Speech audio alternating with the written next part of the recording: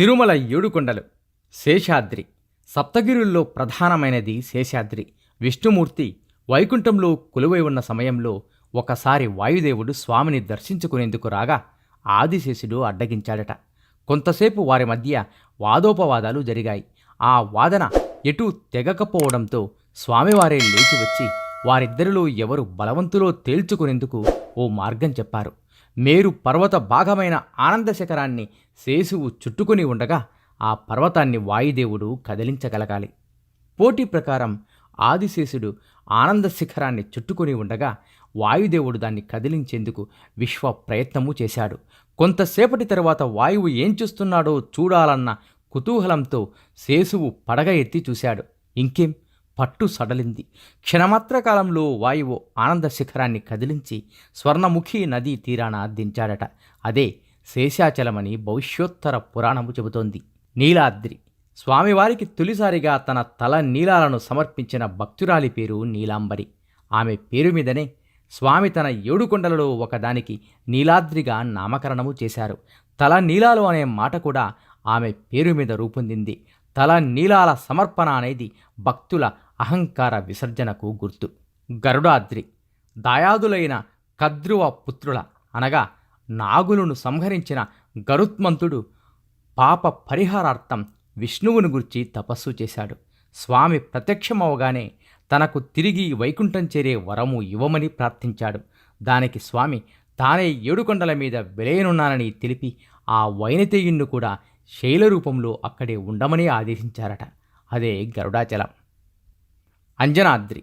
వానర ప్రముఖుడు కేసరిని వివాహం చేసుకున్న అంజనాదేవికి చాలా కాలం పాటు పిల్లలు పుట్టలేదట. దాంతో ఆమె ఆకాశగంగ అంచున ఉన్న కొండల మీద ఏళ్ల తరబడి తపస్సు చేయగా వాయువు అంజనాదేవికి ఒక ఫలాన్ని ప్రసాదించాడట. ఆ పండును భుజించిన ఫలితంగా హనుమంతుడు జన్మించాడని అంజనాదేవి తపస్సు చేసిన కారణంగా ఆ కొండకు అంజనాద్రి అని పేరు వచ్చిందని అంటారు. వృషభాద్రి. కృతయుగంలో తిరుమలలోని తుంబుర తీర్థం వద్ద వృషభాసురుడు అనే రాక్షసుడు ప్రతిరోజు తన తల నరికి శివుడికి నైవేద్యంగా పెట్టేవారట. అలా నరికిన ప్రతిసారి కొత్త శిరస్సు పుట్టుకొచ్చేది. అతని భక్తికి మెచ్చిన శివుడు ఒకనాడు వృషభునికి ప్రత్యక్షమై ఏం వరం కావాలో కోరుకోమంటే ఆ మూఢభక్తుడు తనకు శివునితో ద్వంద్వయుద్ధం చేయాలని ఉన్నదని చెప్పారట. చాలా కాలం పాటు జరిగిన ఆ యుద్ధంలో వృషభాసురుడు ఓడిపోయాడు.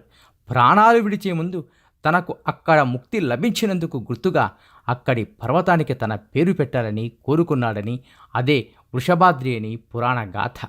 నారాయణాద్రి. విష్ణు దర్శనం కోసం తపస్సు చేయ సంకల్పించిన నారాయణ మహర్షి తన తపానికి భంగం కలిగించని స్థలం ఎక్కడుందో చూపాల్సిందిగా బ్రహ్మదేవుణ్ణి కోరాడు. అప్పుడు బ్రహ్మదేవుడు ఒక ప్రదేశం చూపించాడట. అక్కడ స్వామి సాక్షాత్కారం పొందిన నారాయణ మహర్షి తాను తపమాచరించిన పవిత్ర స్థలాన్ని శాశ్వతంగా తన పేరుతో పిలిచేలా వరం ఇవ్వమన్నాడట. ఆ విధంగా నారాయణ మహర్షి తపస్సు చేసిన కొండకు నారాయణాద్రి అనే పేరు స్థిరమైందని చెబుతారు.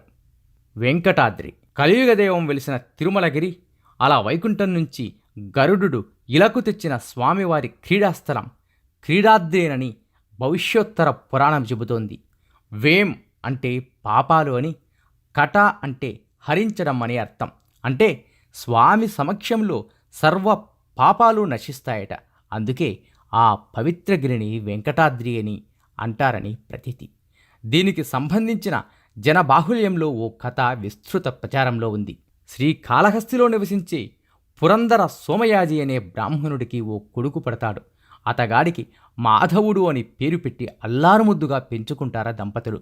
మాధవుడు మాత్రం చెడు సావాసాలు పట్టి అన్నీ పాపాలే చేస్తాడు. ఒకరోజు అనుకోకుండా కొంతమంది యాత్రికుల బృందంతో కలిసిపోయి వారితో పాటు స్వామి దర్శనానికి వెళతాడు. దర్శనం కోసం స్వామి ఎదుట నుంచున్న మాధవుడికి ఒళ్లంతా మంటలు పుట్టడం మొదలవుతుంది. ఉపశమనం కోసం కేకలు పెడతాడు. క్రమంగా మంటలు తగ్గుతాయి. ఆ బాధాకరమైన అనుభవంతో అతన్ని అంటిపెట్టుకున్న అన్ని పాపాలు నశించాయట. ఆ తరువాత మాధవుడు శ్రీవారి సేవకు పూర్తిగా అంకితమయ్యాడు. అతడే మరుజన్మలో తొండమాన్ చక్రవర్తిగా పుట్టాడని, స్వామికి ఆలయం నిర్మించి చరిత్రకెక్కాడని భక్తుల నమ్మకం. ఓం నమో వెంకటేశాయ. నీలో నీకు నమ్మకము కలిగినప్పుడే నీవు దేవుడిని నమ్మగలవు. శతం జీవ శరదో వర్ధమాన శతం హేమంతాన్ శతం వసంత. 100 శరత్తులు, 100 హేమంతాలు, 100 వసంతాలు వర్ధిల్లుతూ జీవించండి. ఇట్లు BVS.